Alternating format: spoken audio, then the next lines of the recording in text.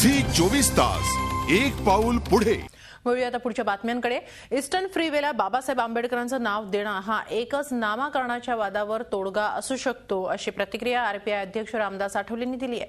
तसंच 2014 मध्ये होणाऱ्या राज्यसभा निवडणुकीत शिवसेना भाजपपैकी एकानं आरपीआयला एक जागा द्यावी अशी मागणीही त्यांनी केली आहे। ज्यावरती तोडगा असा निघू शकतो की पहिली मागणी बाबासाहेब आंबेडकरांच्या नावाची आहे आणि त्यामुळं ईस्टर्न एक्सप्रेस फ्रीवे जो आहे तर त्या वेळेला त्या मार्गाला त्या ब्रिजला बाबासाहेब आंबेडकरांचं नाव द्यावं। मनसेने शिवसेनेला जरी कुंडीत पकडण्याचा प्रयत्न केलेला असला तर आम्ही दोघेच मनसेला कुंडीत पकडणार आहोत आणि निर्णय जो आहे तो निर्णय सरकारने घ्यावा। महाराष्ट्रामध्ये 2014 मध्ये 6 राज्यसभेवरती जागा निवडून देण्यात येणार आहेत।